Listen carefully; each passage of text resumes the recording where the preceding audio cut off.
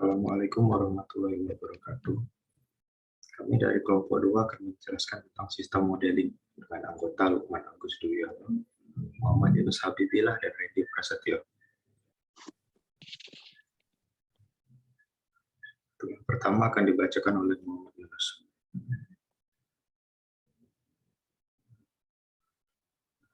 Pemodelan sistem adalah proses pengembangan model abstrak dari suatu sistem dengan masing-masing model menyajikan pandangan atau perspektif yang berbeda dari sistem itu.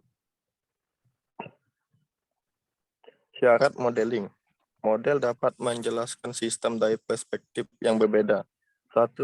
Perspektif eksternal di mana Anda memodelkan konteks atau lingkungan sistem. Kedua, perspektif interaksi di mana Anda memodelkan interaksi antara sistem dan lingkungannya atau antara komponen sistem.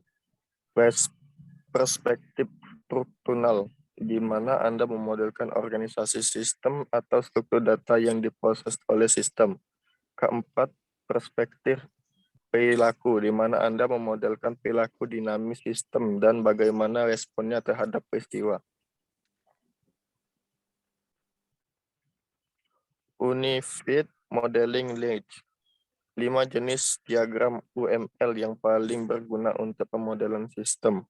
1. Diagram aktivitas yang menunjukkan aktivitas yang terlibat dalam suatu proses atau dalam pemrosesan data. 2. Gunakan diagram kasus yang menunjukkan interaksi antara sistem dan lingkungannya. Ketiga, diagram urutan yang menunjukkan interaksi antara aktor dan sistem dan antara komponen sistem. Keempat, diagram kelas yang menunjukkan kelas-kelas objek dalam sistem dan asosiasi antara kelas-kelas ini. Kelima, state diagram yang menunjukkan bagaimana sistem bereaksi terhadap kejadian internal dan eksternal. Model konteks digunakan untuk mengilustrasikan konteks operasional suatu sistem. Model tersebut menunjukkan apa yang ada di luar batas sistem. Kekhawatiran sosial dan organisasi dapat mempengaruhi keputusan tentang di mana memposisikan batas-batas sistem. Model arsitektur menunjukkan sistem dan hubungannya dengan sistem lain. Terima kasih Muhammad Yunus. Selanjutnya, batas sistem ditetapkan untuk menentukan apa yang ada dalam dan apa yang ada di luar sistem. Mereka menunjukkan sistem lain yang digunakan atau bergantung pada sistem yang dikembangkan. Posisi batas sistem memiliki efek mendalam pada persyaratan sistem. Mendefinisikan batas sistem adalah penilaian politik karena mungkin ada tekanan untuk mengembangkan batas sistem yang meningkatkan atau mengurangi pengaruh atau beban kerja bagian yang berbeda dari suatu organisasi. Model konteks hanya menunjukkan sistem lain di lingkungan, bukan bagaimana sistem yang dikembangkan digunakan di lingkungan itu. Model proses mengungkapkan bagaimana sistem yang dikembangkan digunakan dalam proses bisnis yang lebih luas. Diagram aktivitas UML dapat digunakan untuk mendefinisikan model proses bisnis. Contoh di bawah ini merupakan diagram aktivitas UML yang menggambarkan proses penahanan paksa dan peran MHC PMS, Mental Healthcare Patient Management System, di dalamnya.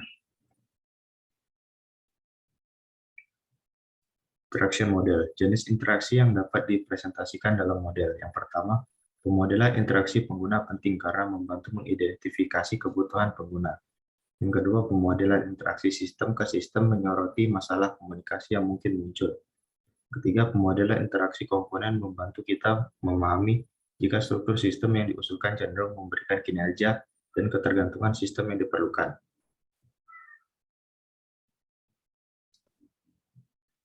Use case awalnya dikembangkan untuk mendukung elisitasi kebutuhan dan sekarang dimasukkan ke dalam UML.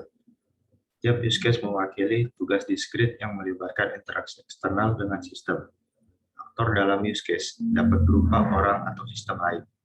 Kasus penggunaan dapat direpresentasikan menggunakan diagram kasus penggunaan UML dan dalam format tekstual atau tabel yang lebih rinci. Diagram urutan UML digunakan untuk memodelkan interaksi antara aktor dan objek. dalam suatu sistem. Sequence diagram menunjukkan urutan interaksi yang terjadi selama use case atau use case instance tertentu. Model struktural perangkat lunak menampilkan organisasi sistem dalam hal komponen yang membentuk sistem itu dan hubungannya. Model struktural dapat berupa model statis yang menunjukkan struktur desain sistem atau model dinamis yang menunjukkan organisasi sistem saat dijalankan. Anda membuat model struktural suatu sistem ketika Anda mendiskusikan dan merancang arsitektur sistem. Selanjutnya akan dibaca oleh Regi Prasetyo. Diagram kelas UML digunakan ketika mengembangkan model sistem berorientasi objek untuk menunjukkan kelas-kelas dalam suatu sistem dan asosiasi antara kelas ini. Kelas objek dapat dianggap sebagai definisi umum dari satu jenis objek sistem. Asosiasi adalah hubungan antar kelas yang menunjukkan bahwa ada beberapa hubungan antar kelas-kelas tersebut. Saat Anda mengembangkan model selama tahap awal proses rekayasa perangkat lunak, objek mewakili suatu di dunia nyata seperti pasien, resep dokter, dan lain-lain. Generalisasi adalah teknik sehari-hari yang digunakan untuk mengolah kompleksitas dalam pemodelan sistem. Seringkali berguna untuk memeriksa kelas-kelas dalam suatu sistem untuk melihat apakah ada ruang lingkup untuk generalisasi.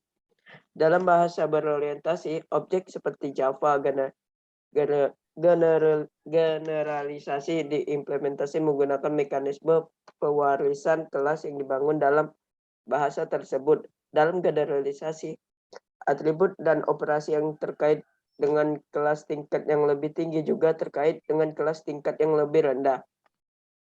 Kelas tingkat bawah adalah subkelas yang mewarisi atribut dan operasi dari subkelasnya. Kelas-kelas tingkat yang lebih rendah ini kemudian menambahkan atribut dan operasi yang lebih spesifik. Model agresi menunjukkan bagaimana kelas yang merupakan koleksi terdiri dari kelas lain. Model agregasi mirip dengan bagian hubungan dalam model data semantik. Behavioral models. Model perilaku adalah model dinamis dari suatu sistem yang sistem saat ini dijalankan.